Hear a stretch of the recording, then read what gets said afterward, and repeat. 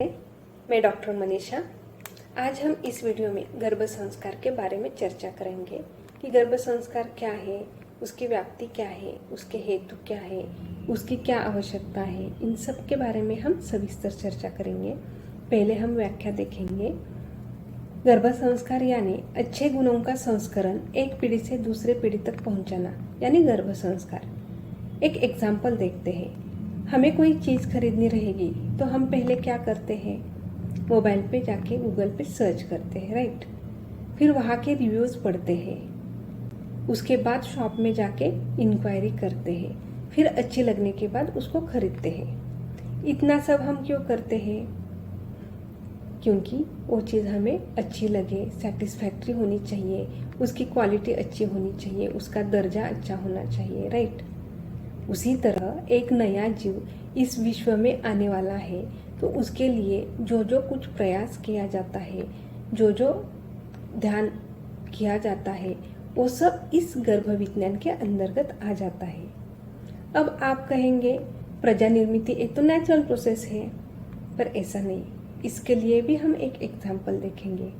आप कोई भी एक आध प्रोडक्शन कंपनी का एग्जाम्पल देखेंगे कि उसका प्रोडक्ट जितना अच्छा होना चाहिए, उसके लिए दो चीज़ों की आवश्यकता होती है। एक रॉ मटेरियल और दूसरा उसके ऊपर की जाने वाली प्रोसेस।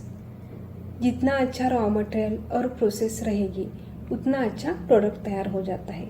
उसी तरह गर्भ ये प्रोडक्ट है, माता पिता ये रॉ मटेरियल है, और गर्भ रहने से 9 महीने का कालावधि, ये जो कालावधि है वो प्रोसेसिंग रहती है। वो जितनी अच्छे से रहेगी उतना अच्छा गर्भ तैयार हो जाता है। गर्भ संस्कार ये आजकल की बात नहीं, ये पुरातन काल से चली आई है। फर्क सिर्फ इतना है, वो पहले इजीली अवेलेबल थी और अभी हमें उसके लिए एफर्ट्स लेने पड़ते हैं। बचपन में हमने बहुत सारी कहानियाँ सुनी है, अभिमन्यु सुभद्रा की, शिवाजी महाराज जिजामाता की, स्वामी विवेकानंद की, प्रहलाद कयादू, हिरण्यकश्यप की। किस तरह गर्भ अवस्था में ही उनके ऊपर किए जाने वाले संस्कार समाज में अच्छे से उदाहरण दिखाई।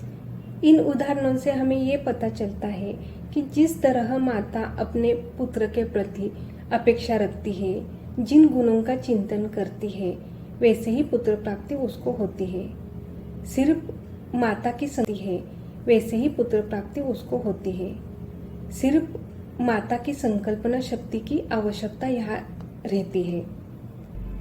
जैसे संत तुकाराम महाराज कहते हैं, शुद्ध बीजा पोटी फळे रसाळ गोमटी, यानी जितने अच्छे सारवान स्त्री पुरुष रहेंगे उतना ही सारवान बालक तैयार होगा।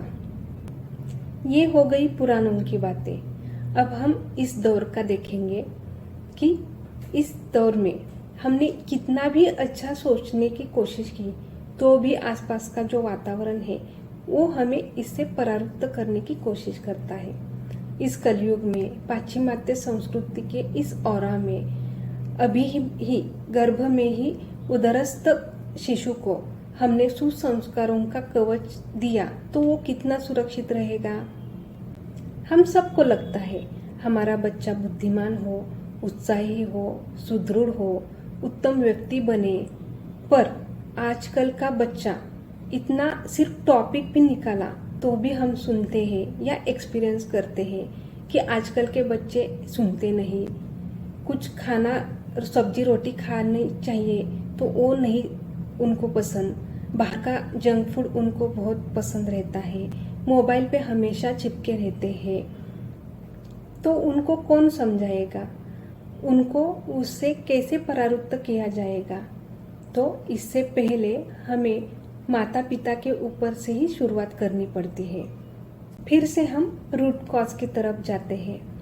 जब स्त्री बीज और पुरुष बीज परिपक्व होने के काल में, यानी गर्भाधान के पहले 3 महीने और वह माता पिता ने, और गर्भ रहने के बाद जो 9 महीने का कालावधि है उसमें माता ने अच्छे गुणों का आत्मसात करे तो होने वाला बच्चा भी उन्हीं अच्छे गुणों के संस्कार से युक्त होगा।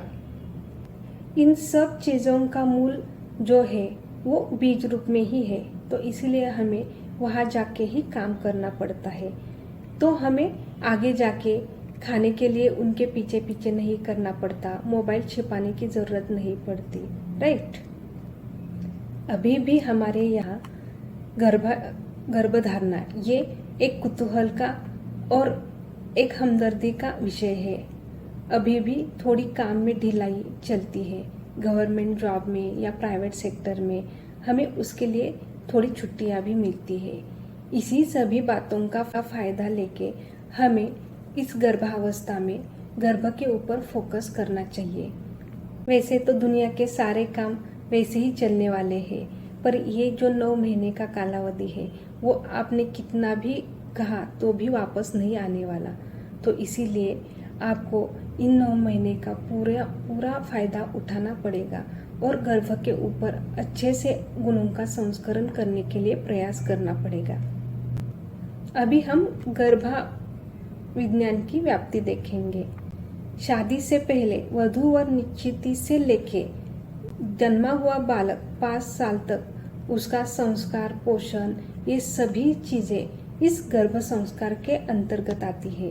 तो इससे आपको पता चलेगा कि गर्भ संस्कार ये कितनी व्यापक संकल्पना आयुर्वेद में दी हुई है। अब हम उसका हेतु देखेंगे। समर्थ भारत बनाना ये इसका हेतु है। अब आप कहेंगे ये कैसे मुमकिन है?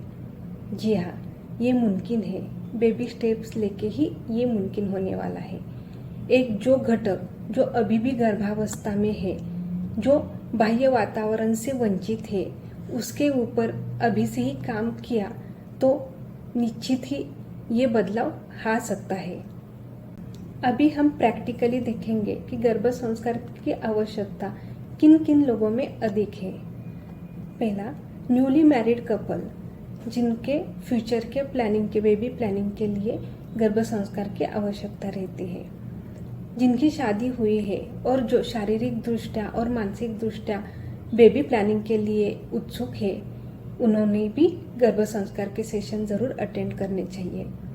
तीसरा, जो कपल्स इनफर्टिलिटी से सफ़र कर रहे हैं, यानी उसके बहुत सारे रीजंस रहते हैं, जैसे फीमेल्स में मेंसेस रिलेटेड प्रॉब्लम्स रहेंगे, जैसे heavy bleeding, scanty bleeding, low bleeding, PCOD like syndromes, uterine fibroids, endometriosis, जैसे मेल में ओलिगोस्पर्मिया, एजोस्पर्मिया, इरेक्शन या इजैकुलेशन रिलेटेड कोई भी प्रॉब्लम, ऑर्गन रिलेटेड कोई भी पेन्स या स्वेलिंग्स रहेगी, तो पहले वो रूट कॉज ट्रीट करेंगे आयुर्वेद के पंचकर्म से, उसकी चिकित्सा करेंगे।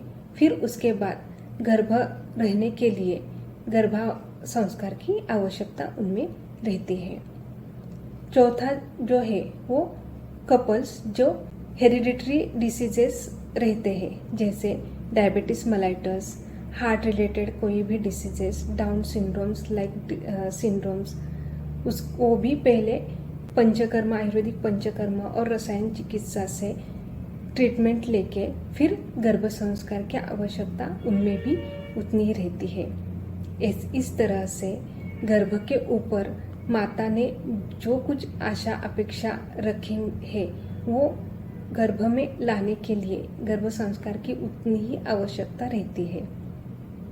कोई भी आपको शंका रहेगी तो आप कमेंट बॉक्स में ज़रूर टाइप कर दीजिए। आपको वीडियो अच्छा लगे तो तुरंत ही लाइक कर दीजिए। धन्यवाद।